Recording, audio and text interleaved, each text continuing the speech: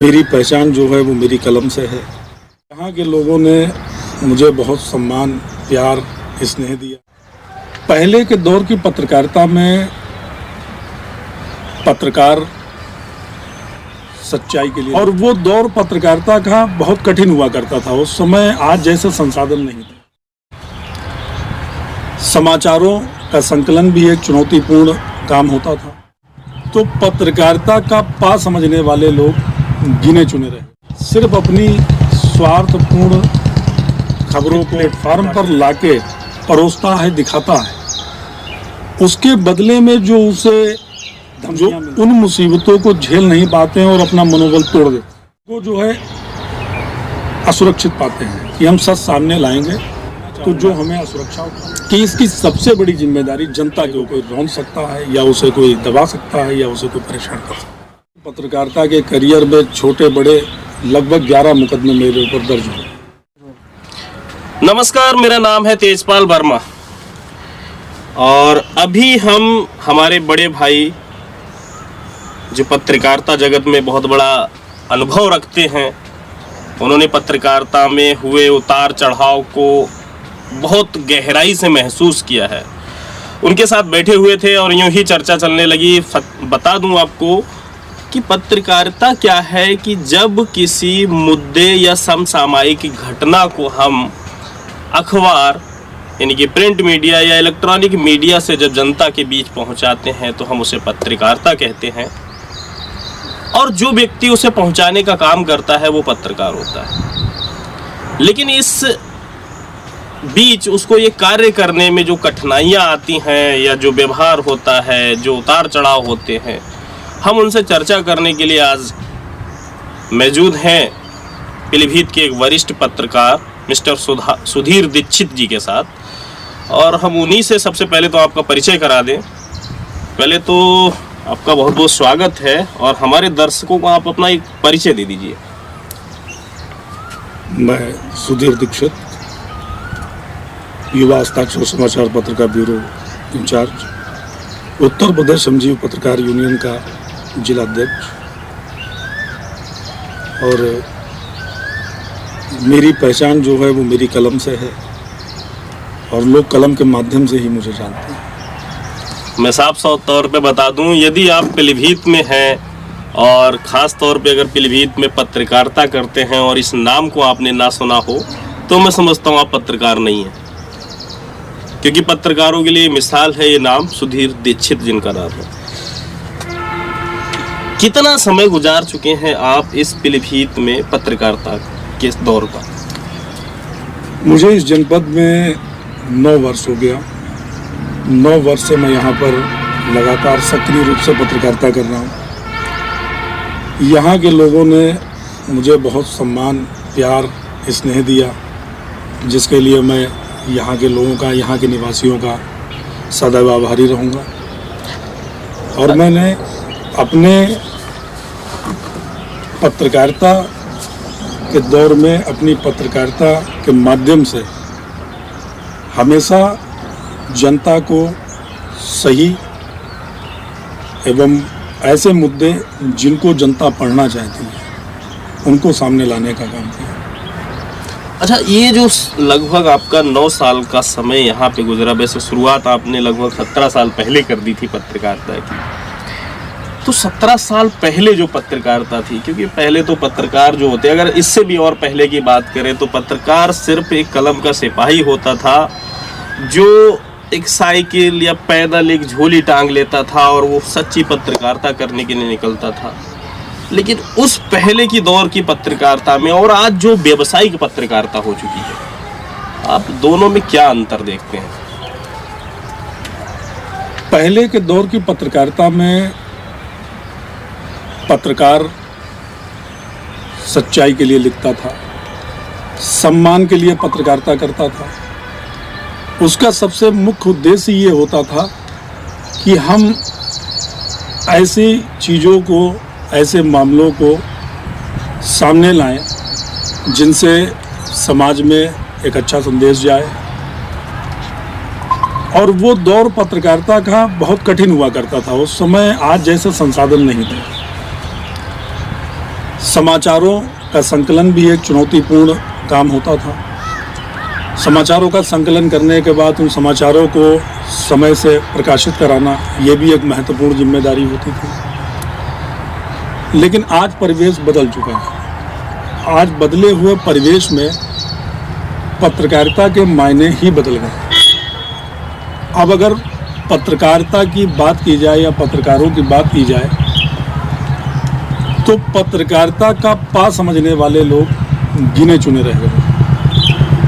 हाँ, पत्रकारिता के नाम पर सिर्फ अपनी स्वार्थपूर्ण खबरों को प्रकाशित करना या उन खबरों के माध्यम से लाइमलाइट में आना, बस आज के दौर में लगभग इतना ही रह गया। अच्छा, ये जब पत्रकारिता का दौर बदला, स्वार्थपूर्ण पत्रकारिता या हम जिसको कह लें व्यावसायिक पत्रकारिता की शुरुआत हो गई। इस दौर में भी यदि कोई पत्रकार सच्ची खबर इलेक्ट्रॉनिक मीडिया के माध्यम से अगर दिखाना चाहता है या उसे प्रिंट मीडिया के माध्यम से अपनी कलम से कलमबद्ध करना चाहता है, पेपर पे छापना चाहता है, सच्ची उस खबर को लिखने के लिए यदि वो किसी राजनेता के खिलाफ है तो एक पत्रकार कितना प्रेशर महसूस करता है, या प्रशासन के खिलाफ है तो आज का समय में पत्रकार कितना प्रेशर महसूस करता है और किन किन कठिनाइयों का उसको सामना करना पड़ता है। देखिए, पत्रकारिता करने वाला जो व्यक्ति होता है, तो सबसे पहले तो पत्रकारिता जनता का प्रवक्ता है। वो जनता की बात शासन तक पहुंचाता है, प्रशासन तक पहुंचाता है, उन मुद्दों समस्याओं को हल करने का काम करता है। लेकिन जब बात आती है खिलाफ लिखने की, नेता के खिलाफ लिखने की या प्रशासन के खिलाफ लिखने की या पुलिस के खिलाफ लिखने की, तो उनमें जो कठिनाइयाँ आती हैं वो सही पत्रकारिता करने वाला ही जानता है। उसको पता है कि वो समाज के लिए काम तो कर रहा है, लेकिन आज के दौर में समाज सच्ची खबरें पढ़ना चाहता है, सच्चाई को देखना पसंद करता है। लेकिन जब पत्रकार इन चुनौतीपूर्ण खबरों को एक प्लेटफार्म पर लाके परोसता है, दिखाता है, उसके बदले में जो उसे धमकियां मिलती हैं या उसके ऊपर अनावश्यक मुकदमे दर्ज होते हैं या उसके किसी चित परिचित को प्रताड़ित किया जाता है या किसी अन्य माध्यम से उसे परेशान किया जाता है, तो उस समय पर उसके साथ अक्सर ये देखा जाता है कि कोई नहीं, वो तन्हा अकेला खड़ा है। उन परिस्थितियों में कुछ लोग ऐसे होते हैं, कुछ पत्रकार ऐसे होते हैं जो जानते हैं कि ये मुसीबत का दौर है, अभी आया है, थम जाएगा। लेकिन तमाम लोग ऐसे पत्रकार होते हैं जो उन मुसीबतों को झेल नहीं पाते हैं और अपना मनोबल तोड़ देते हैं। ऐसे लोग आत्मसमर्पण को ज़्यादा बेहतर समझते हैं। वो ये सोचते हैं कि ये जो कठिनाइयाँ हैं इनको हम नहीं बर्दाश्त कर सकते हैं, और इन कठिनाइयों से अच्छा ये है कि जिस तरीके से सिस्टम चल रहा है हमें उसी सिस्टम पे चलना चाहिए। हम सच को सामने लाने में कहीं ना कहीं खुद को जो है असुरक्षित पाते हैं कि हम सच सामने लाएंगे तो जो हमें असुरक्षा उत्पन्न होगी वो असुरक्षा हमें खुद जो है अपने आप उसका निस्तारण करना पड़ेगा, उसके लिए कोई सामने नहीं आएगा। जबकि मैं ये कहना चाहूँगा कि इसकी सबसे बड़ी जिम्मेदारी जनता के ऊपर होती है। जनता अगर चाहे, जनता का भी उतना ही नैतिक दायित्व है पत्रकारों के प्रति जितना पत्रकारों का दायित्व जनता के प्रति है। जनता अगर चाहे तो ऐसी मुसीबत की घड़ी में पत्रकार के साथ अगर कंधे से कंधा मिला के खड़ी हो जाए तो मुझे नहीं लगता है कि पत्रकार की कलम से निकलने वाली सच्चाई को कोई रोक सकता है या उसे कोई दबा सकता है या उसे कोई परेशान कर सकता है। अच्छा, ये इस कड़े संघर्ष में जो आपने देखा है और अपनी कलम से कई ऐसी कहानी, कई ऐसे लेख, कई ऐसे लोगों के लिए जानकारियां भी दी हैं, कई ऐसे मुद्दों पे भी आपने बात उठाई है। अब तक ये 17 साल के कैरियर में कितने मुकदमे आप पे लिख चुके हैं? 17 साल की पत्रकारिता के करियर में छोटे बड़े लगभग 11 मुकदमे मेरे ऊपर दर्ज हुए, अच्छा। जिसमें गॉड गिफ्टेड मैं ये मानता हूँ कि मेरे इन किसी भी मुकदमों में कोई मुकदमा आज तक चार्जशीटेड नहीं था। सारे मुकदमे मेरे ख़त्म हुए। कुछ मुकदमे तो इस तरीके से लिखे गए और इस तरीके से ख़त्म हुए कि मुझे पता ही नहीं चला कि मुकदमे कब लिखे गए और कब ख़त्म हुए। ना मैंने उनके लिए किसी की सिफारिश का इस्तेमाल किया, ना किसी प्रलोभन का इस्तेमाल किया, और ना ही उन मुकदमों से मैं विचलित हुआ। कहीं ना कहीं एक मेरा जनता को भी संदेश है कि जब एक जनता का प्रवक्ता, जब कोई रिपोर्टर, जब कोई पत्रकार, जब कोई संवाददाता, आज जैसे जनता सच देखना और सच पढ़ना पसंद करती है, मीडिया के प्रति अपनी भड़ास निकालती है, ऐसा ना, तो जब हम किसी से अपेक्षा रखते हैं तो कहीं ना कहीं हमारी भी कोई जिम्मेदारी बनती है, बढ़ जाती है। जैसा कि अभी हमारे भाई साहब ने कहा कि जनता सच देखना और सुनना तो पसंद करती है, लेकिन यदि हम जनता के प्रवक्ता हैं और हम किसी मुद्दे को लेके, कोई खबर को लेके हमारे साथ कोई दुर्व्यवहार होता है तो जनता हमारे साथ नहीं होती। और जब हम किसी मुद्दे को लेके किसी के साथ नहीं हैं तो मैं मानता हूँ हमें फिर उससे कोई अपेक्षा भी नहीं होनी चाहिए। इसलिए जनता अगर हमारे साथ आएगी तो मैं समझता हूँ ये सच की लड़ाई लड़ने वाले जो पत्रकार हैं वो पीछे नहीं हटेंगे। और जो बड़ी घटनाएं हो रही हैं इस समय, चाहे वो क्या कारण है उनके, वो तो अभी मैं पूरा नहीं कहूँगा, आपसे ही जानना चाहूँगा। जैसे अभी आपने एक मुद्दा देखा होगा, हमारा मध्य प्रदेश में एक पत्रकार को नग्न अवस्था में करा गया, छोड़ा गया, मतलब थाने में। अभी 1-2 दिन पहले और भी एक ऐसा ही किस्सा आया, उस पत्रकार को बिल्कुल नग्न कर दिया गया। और कई बार और भी ऐसा होता है कि थानों में जाते हैं पत्रकार, उनके साथ बदसलूकी की जाती है। तो ये क्या है? ये मतलब पत्रकारिता का कौन सा वो रूप है जिसमें पत्रकार को इतना प्रताड़ित होना पड़ता है? इसको किस एंगल से देखते हैं? ये बहुत निंदनीय है। पत्रकार का दमन कोई आज से नहीं हो रहा, बल्कि पत्रकार क्या, सच्चाई का दमन आज से नहीं हो रहा। सच्चाई का दमन हर दौर में हुआ, हर जगह पे हुआ, हर तरीके से हुआ। मध्य प्रदेश की घटना की जो आप बात कर रहे हैं, मध्य प्रदेश में एक विधायक जी के खिलाफ खबर लिखने पर उन पत्रकारों के साथ जो दुर्व्यवहार हुआ, हालांकि उसके बाद गृह मंत्रालय ने इस पर संज्ञान लिया, दंड भी सुनिश्चित हुआ, जो इसमें दोषी पाए गए उनके खिलाफ कार्रवाई भी हुई। लेकिन मैं यही कहना चाहता हूँ इस विषय पर कि सच कड़वा होता है और सच को सामने लाने वाले को इसका परिणाम तो भुगतना ही है। इसमें कोई अतोशक्ति नहीं है। और पत्रकारिता एक ऐसा क्षेत्र है जो इतना चुनौतीपूर्ण है, जहाँ पर ये जो घटनाएं चलती रहती हैं, या किसी पत्रकार पर हमला है, किसी पत्रकार की जान लेना है, ये सब इसलिए होता है कि कहीं ना कहीं वो अपनी कलम से सच्चाई सामने लाने का जब प्रयास करते हैं तो उस प्रयास को विफल करने के लिए कि आगे कोई ऐसा प्रयास ना करे, उसको सबक देने के लिए।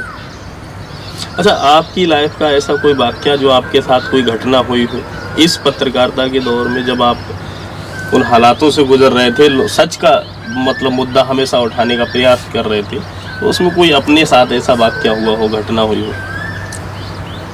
मेरे साथ तो जीवन में बहुत सारे वाकये हैं, बहुत सारी घटनाएं हैं।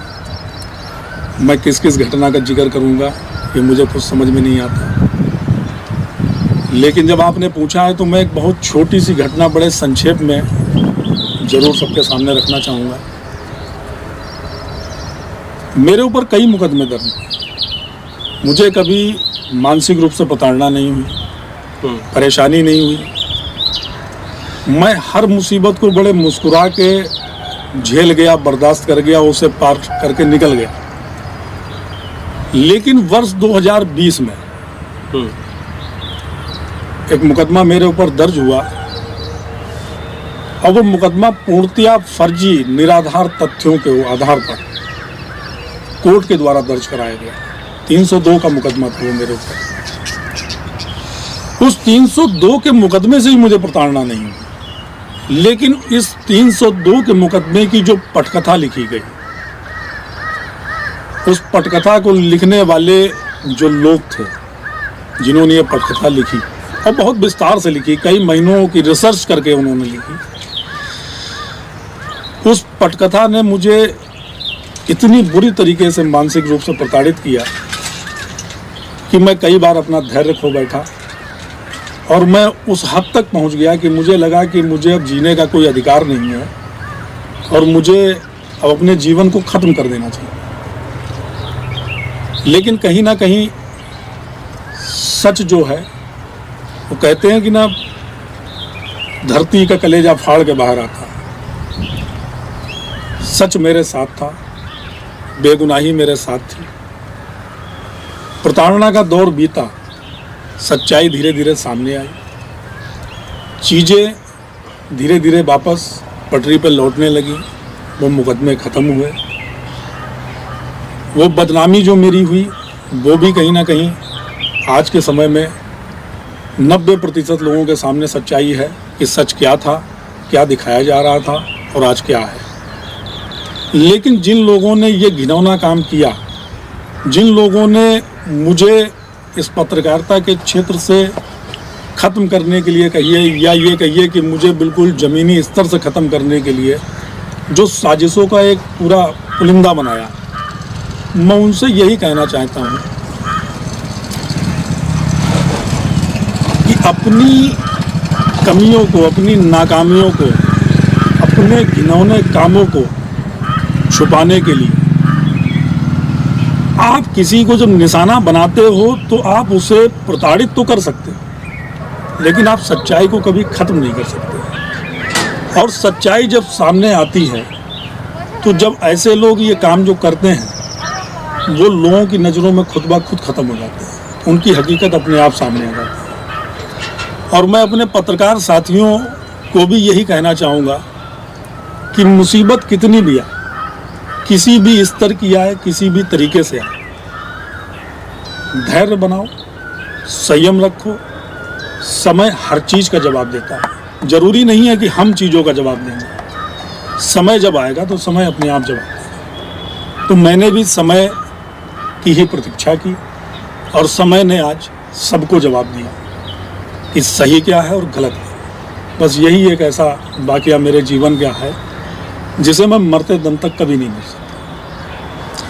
इस पीलीभीत की पत्रकारिता की बात करें, जहां जिस डिस्ट्रिक्ट में हम लोग इस समय बैठे हैं, बहुत सारे पत्रकार हैं जिन्होंने शुरुआत आपसे की और आज पत्रकारिता के एक अच्छे शिखर पर है।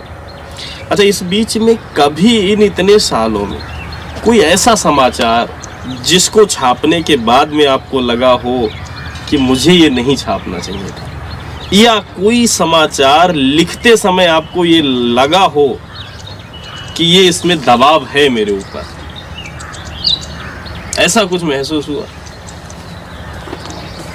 वैसे इस समय तो अचानक से आपने एक ऐसा यक्ष प्रश्न पूछ लिया है जिसका उत्तर बड़ा मुश्किल से खोजे हुए मिलेगा। ऐसा विशेष समाचार तो कभी कोई रहा नहीं, क्योंकि मेरी कलम से जो भी समाचार लिखे गए या निकले, जो चर्चित हुए और लोगों के सुख और दुख का कारण भी बने, मैं ये भी कहूँगा हर एक समाचार पूरे मनोयोग से लिखा गया और लिखते समय ये हमेशा एहसास रहा कि इस समाचार का परिणाम क्या निकलेगा।